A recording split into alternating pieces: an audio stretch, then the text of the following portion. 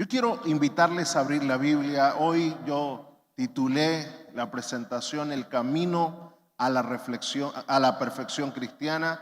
Reflexiones en Romanos 8. Y yo no vengo con una carga muy fuerte en el área teológica, más quiero ver algunos aspectos bíblicos. Por eso es fundamentalmente importante, le va a sacar mucho más provecho usted si tiene la Biblia abierta en la carta a los Romanos en el capítulo 8. La vamos a leer todo el capítulo. O sea, vamos a repasar todo el capítulo. Y vamos a ver algunos detalles que son importantes allí. Por ejemplo, partamos de la idea de que la perfección es un concepto complejo ya. Y en estos tiempos se está hablando tanto de perfección, perfeccionismo, y eso se ha convertido en un concepto bien complejo en la teología. ¿Por qué? Surgen preguntas, las más comunes, que las pretendo responder hoy, y es mi objetivo, que respondamos esto solo usando Romanos 8. Yo no voy a hacer una exposición de la perfección, voy a hacer una exposición de lo que humildemente creo que el apóstol Pablo está diciendo en Romanos 8. Y si usted entiende que se equivocó el apóstol entonces. No. Entonces vamos a ir viendo allí juntos eso. ¿Qué es la perfección? ¿Cuál es el modelo y la meta de la perfección? Si es Dios el modelo de la perfección, que todo el mundo está de acuerdo con eso, ¿es posible realmente alcanzar la perfección? ¿Y cuándo se desarrolla la perfección en nosotros? ¿Cuándo es que vamos a ser perfectos? Para entender la perfección cristiana en la Biblia se debe estudiar primero en el contexto teológico apropiado. Y yo creo que el contexto teológico más apropiado, según el Nuevo Testamento, voy a ser más específico, según las cartas de Pablo, debe partir primero de un concepto claro de lo que es la naturaleza humana, cuál es el origen y cuál es la realidad de dicha naturaleza, qué es el pecado y también qué es la santidad y qué es la glorificación. Si usted no tiene eso claro, no vamos a entender la perfección. Debemos partir desde allí, porque cuando uno de esos conceptos se define mal, entonces el resto también será mal definido. Se debe partir de un contexto coherente y bíblico. Bíblico, no filosófico. Debemos partir de la Biblia sobre todas las cosas. A veces le damos más importancia a otros procesos, a otras interpretaciones, a otras ideas, pero no, o a otras interpretaciones, visiones de la Biblia, pero no estamos haciendo mucho énfasis en el texto bíblico puramente. Y Romanos 8 es un compendio de temas fundamentales para entender la perfección. Yo no sé cuántos de ustedes han leído Romanos 8 fríamente, tranquilamente. Yo sé que cuando usted salga de la conferencia bíblica lo va a poner como tarea para leer Romanos 8. Y los jóvenes que están haciendo el doctorado, el doctor de Sousa va a estar de acuerdo que es un prerequisito para entrar a la clase el lunes. Léanse Romanos 8, aunque él va a hablar de Antiguo Testamento. Aquí le estoy robando autoridad. Veamos primero la estructura de la carta a los romanos, rapidito. No vamos a tomar mucho tiempo en esto. Hay diversas formas como se ha sugerido la organización de los argumentos de Pablo en Romanos, pero una de las más aceptadas es que Romanos tiene dos partes. Una parte que es de Romanos 1 al 8, que resalta los conceptos fundamentales de la teología de la carta, y Romanos 9 al 16, que explica en términos más prácticos la teología anterior. Es como teoría y práctica. Esa doble división clásica de Pablo. Y yo quiero que tomemos primero esa parte cargada de teología. Ahí tenemos toda la carta. Vemos que la primera parte del 1 al 8, nosotros estamos concentrándonos en el capítulo 8. Por ende, la primera parte pertenece a esa carga teológica fuerte de Pablo, a esas ideas duras que él explicó y trató. No es tanta teología como se aplica a la iglesia, sino básicamente cómo él la entiende algunas cosas. Y Romanos 1 al 8 es una de las secciones más ricas de teología de la Biblia. Yo puse una porque académicamente no se usan absolutos, pero yo creo que es pero en este contexto digamos que es una de las secciones más ricas de teología de toda la Biblia. Está construido de una forma muy organizada, con ideas inductivas que describen la condición de la naturaleza pecaminosa del ser humano y la forma como Dios lidia con la naturaleza pecaminosa. Y hace más de 10 años que nosotros aquí tuvimos una semana de oración que la titulamos así mismo, del polvo a la gracia. Y cada día estudiábamos un capítulo de Romanos. Porque yo creo eso. Es un camino del polvo a la gracia. Lea Romanos 1 al 8. Añádale 7 capitulitos más, que dijimos que van a leer el 8 nada más. Pero lea del 1 al 8 para que usted se dé cuenta cuánta belleza hay allí de cómo Pablo comienza describiendo la naturaleza humana y cómo en la naturaleza humana se va regenerando hasta alcanzar la perfección. En el 1 estamos perdidos. En el 8 no hay condenación para los que están en Cristo Jesús. O sea, es una cosa extraordinaria y viene paso a paso, paso a paso. Miren cómo más o menos puedo estructurar los capítulos del 1 al 8. La primera sección del 1:1 hasta el 3:18 yo lo llamo la realidad humana. La realidad humana porque primero habla de la condición perdida del ser humano y una condición natural de la perdición es también lo que sugiero que se llame la religión inútil. Porque cuando Pablo está describiendo a los que están perdidos, entre los que están perdidos también están los que creen que están observando la ley, pero no agradan a Dios. Eso es una religión inútil. La incapacidad que tiene la religión inútil para justificar al ser humano es lo que Pablo destaca entre el capítulo 2:17 y el 3:8. Se iguala al judío y al griego. O sea, a las naciones y a los que dice todos están igual. Si tú estás tratando de justificarte por tus medios, tú eres un gentil. Están perdidos de la misma forma. Necesitan la misma solución.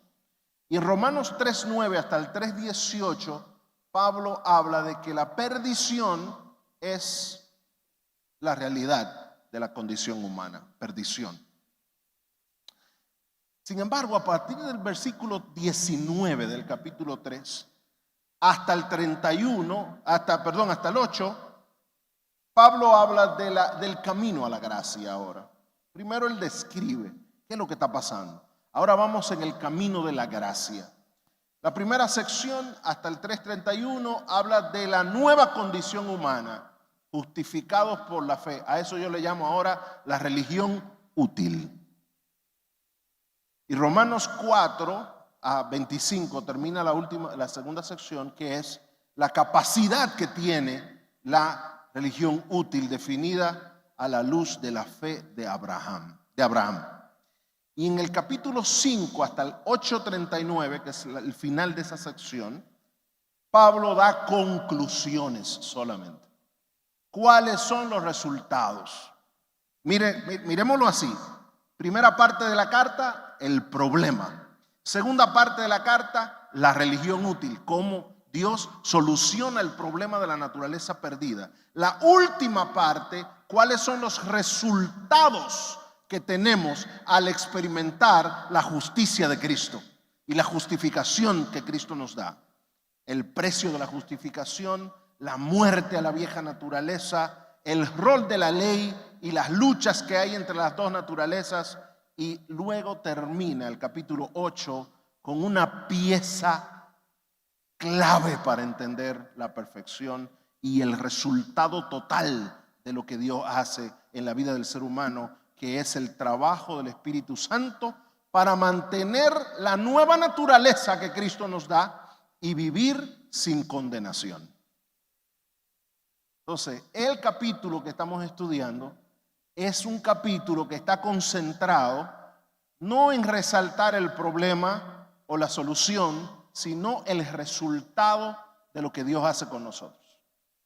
Cuando usted lee el versículo 1 ya se da cuenta que dice, ¿cómo dice el versículo 1? No, yo no lo tengo ahí, yo quiero que ustedes se lo saben de memoria. ¿Cómo dice el versículo 1? No hay condenación para los que están en Cristo. Y miren, ahora vamos, ya vimos la carta, la sección, todo. Vemos dónde está el capítulo 8. Ahora veamos el 8, rapidito. En esta sección, Pablo describe la naturaleza humana transformada a raíz de la justificación. El tema aquí es el Espíritu Santo y su rol en el desarrollo de la nueva naturaleza del ser humano. Ese es el tema de aquí. Y eso es vital para que lo entendamos bien ahora que vamos a ver textos. Solo textos voy a ver ahora. No tengo ningún otro slide. Textos. Y cuando veamos los textos ahora, vamos a entender, espérate, que Pablo está hablando en el capítulo 8 de Romanos, ¿de qué? ¿De qué está hablando allí? Del resultado de lo que Dios hace. ¿Cuál es el resultado de lo que Dios hizo por nosotros? Y hay 4 cosas que Pablo dice allí. Anótelas porque no la va a ver en muchos sitios. 4 cosas allí. Primero, Pablo habla entre el capítulo, versículo 1 al 8, de la transformación. Si usted lee con cuidado, versículos 9 al 17, Pablo está hablando de otro proceso, que es la santificación.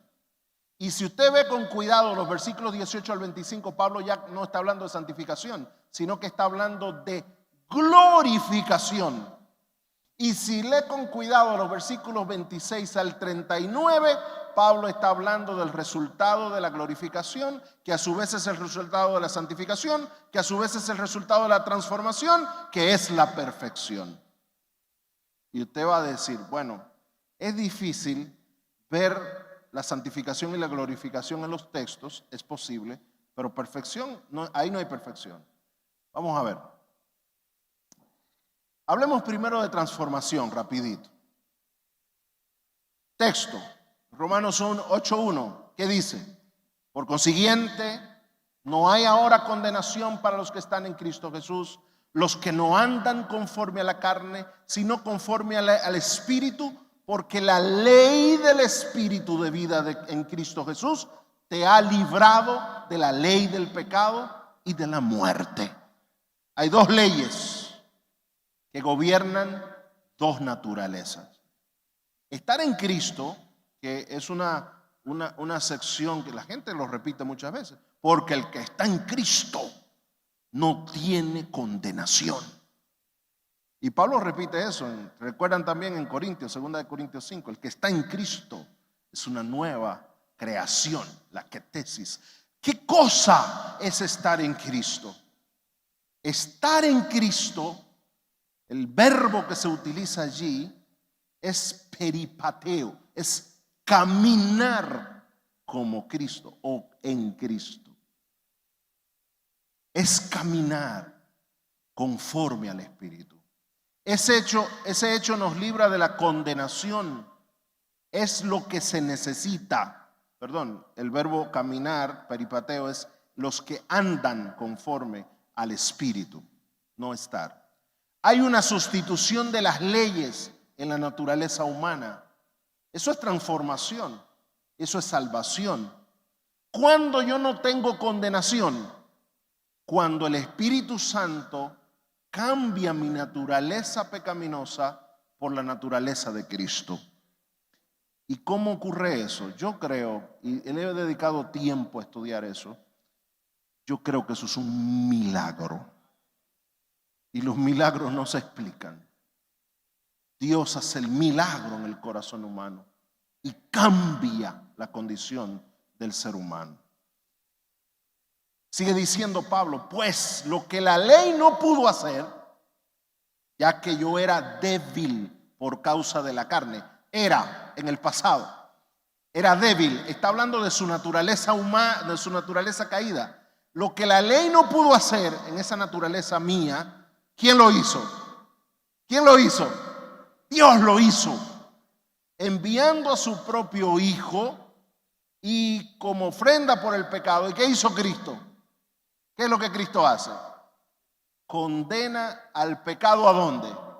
En la carne, para que el requisito de la ley se cumpla en nosotros. ¿Qué significa eso? Que tiene que, entre ángel y la obediencia, hay una naturaleza que lo hace imposible. Ángel siempre termina siendo desobediente. Pero y aún yo conozca lo que hay que hacer, y aún yo ame a la iglesia, y aún yo lo ame a usted como pastor y líder y me diga, eso no se puede hacer. Y mi mente está convencida, yo no puedo codiciar, yo no puedo robar, yo no puedo mentir. Pero entre esa convicción y la acción hay algo que me imposibilita. Como Pablo dice en el capítulo 7, lo que quiero hacer y lo que no quiero hacer. Pero entonces dice, lo que no puede hacer esa convicción, Dios lo hace. Milagro. Porque entonces Cristo condena el pecado en la carne. Cristo me transforma de tal forma que ahora yo puedo cumplir con el requisito de la ley. Más claro de ahí ni el agua. ¿Por qué es que dicen que Pablo escribe complicado? Eso está tan claro como el agua. Es que cuando Cristo me transforma, yo termino caminando conforme al Espíritu. Y todo camino exitoso cristiano comienza con una transformación. ¿Y quién es que hace la transformación? Dios. Soy yo. Es que yo estoy convencido y yo amo a Dios y ahora estoy convencido y le digo, porque te amo, papá, voy a cambiar. Es relación con Dios. Es Dios el que transforma. Y ese es el primer paso para la perfección. Usted no puede ser perfecto si no ha sido transformado. Por eso hay mucha gente hablando de perfeccionismo a veces que me cuesta creerle, porque yo digo, pero que somos tan agresivos a veces, nos ofendemos tan fácil que es agarrar a otro en la boca y destruirlo, y atacarlo, y criticarlo, y mentir. No hay perfección sin transformación. Primero tenemos que ser transformados, y la transformación es un milagro de Dios. Porque los que viven conforme a la carne ponen la mente en las cosas de la carne. Pero los que viven conforme al Espíritu ponen la mente en las cosas del Espíritu. Porque la mente puesta en la carne es muerte, pero la mente puesta en el Espíritu es vida y paz.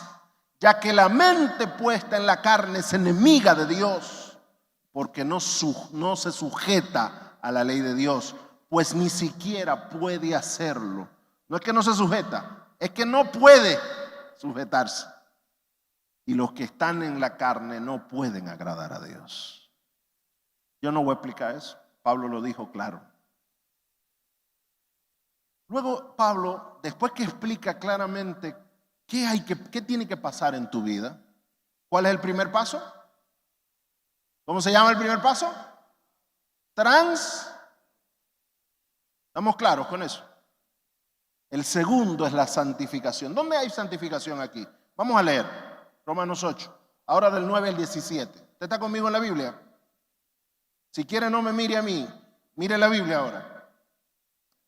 Así que, hermanos, dice Pablo, somos deudores, no de la carne, para vivir conforme a la carne. Porque si vivís conforme a la carne, habréis de morir. Pero sí, retomamos la idea, sí somos deudores por el Espíritu. Y si por el Espíritu hacéis morir las obras de la carne, viviréis. Miren, para mí ese verso clave, porque todos los que son guiados por el Espíritu de Dios, los tales son hijos de Dios. Pablo usa un símil aquí, una comparación entre la vida y la muerte, para hablar del efecto de la nueva naturaleza. Morimos a una y vivimos en otra. La santificación es cuando nosotros resucitamos en la nueva naturaleza, vivimos conforme al Espíritu y somos adoptados como hijos de Dios. Una vez que el Espíritu nos capacita, ahora podemos vivir como hijos de Dios. Si tú no eres transformado, no lo busques, tú no podrás vivir la santidad. Porque santidad no es la ausencia de hechos erróneos en tu práctica de vida. La santidad es el resultado de la obra del Espíritu Santo en tu corazón. Es la adopción. Ya tú no eres una mujer buena, un hombre bueno, una persona ética. Tú eres un hijo, una hija de Dios. Eso es santidad. Porque fuimos transformados. Porque ya mi naturaleza, Cristo la mató en la carne para que el Espíritu viva en mí. ¿Y qué dice? La santificación es la obra del día a día. Y Pablo lo corrobora la señora White en esa cita que ya creo que es la segunda o la tercera vez que se presenta aquí. Yo tomo solo esta frase que dice: la santificación no es la obra de un día o de un año, sino de toda la vida. De toda la vida. La santificación se produce en el contexto de la experiencia diaria de caminar con el Espíritu Santo. La santificación no es posible sin Dios. No es un estado espiritual al que tú llegas por tus méritos y tus luchas. No es luchando. La lucha no es para llegar a la meta, la lucha es para mantenerte en el carril. La lucha no es para subir hasta la cima. La lucha es montarte en el teleférico que te va a llevar a la cima. No sé si me doy a entender. La lucha no es cruzar hasta el otro lado del mar, es subirte en la barca correcta. Entonces, mi lucha no es, aunque la Biblia dice, porque Pablo mismo en Efesios, no tenemos lucha contra carne ni sangre, sino contra potestades. Pero después dice algo clave, dice, en lugares, ¿qué? Celestiales. ¿Y dónde son los lugares celestiales? Es en el santuario. La lucha mía no es aquí. La lucha por mi destino eterno se libra en el cielo. En el cielo. Y no es un estado espiritual, es una condición espiritual. Es estar o no estar con y en Dios. Eso es santidad. Porque a veces nosotros dimos 3 pasitos para adelante y dijimos, bueno, gracias Señor que yo no soy como aquel fariseo que está sentado allá abajo. Yo no. Ya yo creo, y hablamos a veces, lo que pasa es que tú eres un neófito espiritual. Nosotros lo que somos más, como que tenemos rangos de santidad. Santidad es un estado de relación con Dios. Así como Dios es el que nos transforma, Dios es el que nos da la capacidad para vivir en santidad. Y nosotros enfatizamos mucho que santidad es la ausencia de pecado. Y yo digo que está bien, pero me gusta más definirlo que la santidad es la sobreabundancia del Espíritu Santo en la vida de los seres humanos. A pesar de lo que nosotros somos y a pesar de lo que hacemos. Cuando tú buscas a Dios, Dios te ayuda. Dos cosas hemos visto: transformación, ¿y cuál es la segunda? Santificación. Pueden haber otras definiciones. Yo le estoy hablando de la que Pablo expone en Romanos 8. Yo no voy a salir de Romanos 8. La tercera es la santificación. La glorificación, gracias. Y miren qué cosa más interesante. Esta es la que más me impresionó de todas. Mírenla conmigo, Romanos 8, versículos 18 hasta el 25. Pues considero que los sufrimientos de este tiempo presente no son dignos de ser comparados con la gloria que nos ha de ser revelada. ¿Cuándo se nos va a revelar la gloria? ¿Cuándo? Siga leyendo. Porque el anhelo profundo de la creación es aguardar ansiosamente la revelación ¿de quién? De los hijos de Dios. Porque la creación fue sometida a vanidad, no de su propia voluntad, sino a causa de aquel que la sometió, en la esperanza de que la creación misma será también liberada de la esclavitud, de la corrupción, a la libertad, de la gloria de los hijos de Dios. ¿Cuál es la glorificación? Según Pablo, en Romanos 8, la glorificación no va a ocurrir solo, voy a decirlo así, cuando Cristo venga y nos lleve al cielo. La glorificación ocurre cuando los hijos de Dios, por haber sido santificados, porque han sido transformados, manifiestan, proyectan, revelan la gloria de Dios. ¿Usted cree eso? Cuando en mi vida se revela la gloria de Dios, eso es glorificación. ¿Y cuándo yo revelo la gloria de Dios? Cuando yo dejo de ser el sinvergüenza, el borracho, el pecador, el hipócrita, el doble moral, y ahora soy el que ama hasta el que lo odia, el que sostiene, el que construye, el que proyecta el carácter de Cristo. Eso es glorificación. Fíjese cómo Pablo va organizando. Primero nos transforma el Espíritu Santo. Mata a la carne en la carne. Segundo, Cristo nos... ¿Cuál es la segunda? Nos santifica. ¿Cómo nos santifica Cristo? Según capítulo 8. A través de la presencia del Espíritu Santo en nosotros todos los días. Todo esto es el Espíritu Santo. Y después que Cristo nos santifica, nosotros automáticamente vamos a reflejar la gloria de Dios a los demás. No hay humanamente no hay una proyección más grande que la gloria de Dios que una vida realmente transformada por el Espíritu Santo.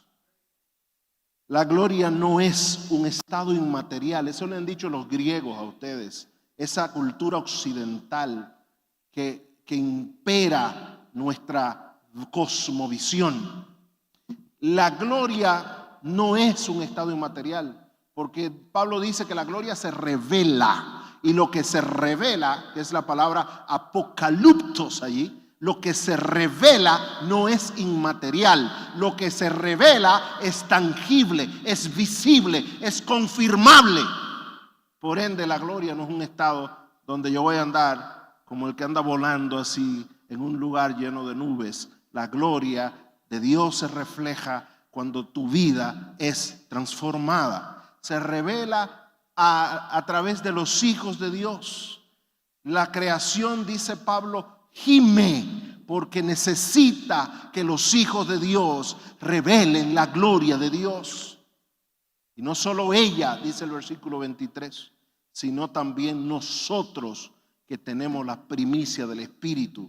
Aún nosotros gemimos en nuestro interior, aguardando ansiosamente la adopción como hijos de Dios. Eso no hay ni que explicarlo, está tan claro ahí. ¿Cuál es la adopción? La redención de nuestro cuerpo. Porque en esperanza hemos sido salvos. Porque la esperanza que se ve no es esperanza, pero ¿por qué esperar lo que uno ve? Eso es la gloria de Dios. ¿Se proyecta hacia la eternidad? Claro. ¿Seremos glorificados en el cielo? Claro. Pero aquí en Romanos 8 Pablo está diciendo también que Dios revela su gloria a través de sus hijos. ¿Cómo? Cuando sus hijos son ¿qué? Santificados. ¿Y cómo somos santificados? Cuando somos transformados. ¿Y la perfección? ¿Dónde está? En esta sección la idea de la perfección está implícita en la obra del Espíritu Santo y de Cristo a favor del ser humano. Todo el argumento retórico de Pablo entre Romanos 8:26 y Romanos 8:39 está dividido en dos ideas paralelas, de causa y resultado. En Romanos 8, se ve muy pequeño a lo mejor, 26 al 30, hay un argumento de Pablo que él dice cuál es la causa de la perfección, con un interludio de victoria. Y usted verá que él repite eso en la segunda parte también. Del verso 26 al 30, Pablo dice: y de la misma manera también el Espíritu nos ayuda en nuestra debilidad, porque no sabemos orar como deberíamos, pero el Espíritu mismo intercede por nosotros con gemidos indecibles. En la sección anterior, quien está gimiendo es el ser humano y la creación. Aquí es el Espíritu Santo y Él intercede conforme a la voluntad de Dios. Y aquí viene el interludio donde Pablo dice: y sabemos que a los que aman a Dios, todas las cosas, sun ergo, dice él, le mueven, lo mueven para el bien. Y eso para los que son llamados conforme a su propósito. Y luego termina diciendo: a los que de antemano conoció, la parte importante. Subraya este versículo importante. Versículos 29 y 30. Porque a los que de antemano conoció, también los predestinó a ser hechos conforme a la imagen del Hijo. ¿De quién? El Hijo de Dios. Ahí dice de su Hijo, para que Él sea el primogénito entre muchos hermanos. ¿Para qué Dios nos conoció? Nos predestinó y para que seamos conforme ¿a qué? A la imagen de su Hijo. Eso es la transformación que él habló al principio del capítulo. Esa transformación a la imagen de su Hijo es a lo que yo digo que Pablo le está aludiendo, a la perfección. Porque ¿qué más tú quieres? Ser como Cristo, ser la imagen de Cristo. Y luego la otra sección, que es la clásica, con las preguntas de Pablo. ¿Qué diremos? Si Dios está con nosotros, ¿quién contra nosotros? Si Dios no eximió ni a su propio Hijo, sino que lo entregó por nosotros, ¿cómo no nos concederá con Él todas las cosas? ¿Quién nos separará del amor de Cristo? Tribulación, angustia, espada, persecución, ninguna de estas cosas. Y entonces viene el interludio de victoria cuando dice: pero en todas estas cosas somos más que vencedores por medio del que nos amó. Ya no es el derrotado del principio, es el vencedor, es la imagen de Jesús, es el perfecto. Y es la imagen poderosa, una imagen poderosa esta del Espíritu Santo, cuando dice que Él gime por nosotros en el cielo, haciendo lo que nosotros no podemos hacer. Cuando buscamos a Dios sinceramente, no somos capaces de mantener una relación con Él nosotros. Necesitamos obligatoriamente el Espíritu Santo, porque aun cuando tú oras con el corazón contrito y humillado, tu oración necesita la intercesión del Espíritu Santo. Y la de Cristo también. Es un paralelo con la intercesión de Jesús interesante. Los versículos 29 y 30 yo subrayo de ser hechos conforme a la imagen de su Hijo, para que Él sea el primogénito entre muchos hermanos. Naturaleza de Cristo, impregnada en el ser humano. Pero pasó un camino, hay una trayectoria, hay un proceso. La perfección dice conocer, el verbo proegno. Allí está en un aoristo indicativo y activo. Nos conoció, y lo repite, nos predestinó, nos llamó, nos justificó, nos glorificó. Es un ataque de verbos que hace Pablo allí. Y qué poderosos verbos. ¿Quién hace todo eso? Es Dios. Por ende, Dios es el sujeto de la perfección cristiana, no eres tú. Tú eres el objeto, pero el sujeto es Dios. El ser humano se perfecciona solo a la medida que el carácter de Dios se manifieste en su vida. No son tus fuerzas, no sueñes con eso. No es un estado al que tú llegaste. Y llegué y ya no, chao, gracias. En deuda contigo, pero ya no te necesito más porque ya estoy demasiado grande y fuerte. Porque en el momento en que yo no soy transformado por Cristo, que yo no soy por el Espíritu Santo, no soy santificado por el Espíritu Santo, no soy glorificado, no estoy proyectando la gloria de Dios, yo no soy perfecto. No es un estado, es el resultado de una relación. Y es una relación constante, invariable, una relación que se mantiene. En el momento en que yo corto esa relación, se rompe todo el ciclo. Porque una cosa trae la otra. Una cosa viene con la otra. Yo creo que la perfección merece una correcta definición. Y no se la estamos dando siempre. ¿Qué es la perfección? Muchos lo responden con el concepto occidental heredado de las teorías de Aristóteles. Que perfección es el desarrollo de la moral, de los procesos éticos nuestros. Una persona correcta en todo su contexto interno y lo manifiesta en sus hechos. Eso es perfección, aparentemente.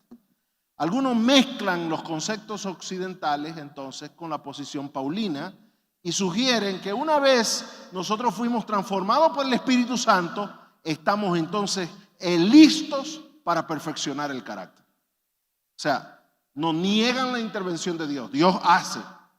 Dios nos transformó. Dios nos puso en el camino correcto y después tú lucha. Yo creo que eso es injusto. Yo creo que eso es antibíblico. No es sostenible con la teología bíblica, porque lo que Pablo, por lo menos lo que Pablo dice, yo se lo puedo decir, puedo hablar un poco más de Pablo que del resto, pero puedo decirle claramente que lo que él dice es otra cosa. La Biblia, que tiene ese contexto más oriental, la perfección es más que eso. La perfección no es un carácter transformado y nada más. La perfección es el resultado de una nueva naturaleza que solo no se logra, sino solo se mantiene con una estrecha relación con Dios y se sostiene en los méritos de Cristo Jesús. El ser humano es un instrumento a través del cual Dios manifiesta su gloria y su perfección. No hay perfección puramente humana. Igual que la gracia preventiva, que la justificación, que la santificación, la perfección viene de Dios y por Dios. No lo busquen en otro lado. ¿Qué es perfección entonces? Yo creo que mi propuesta es esta.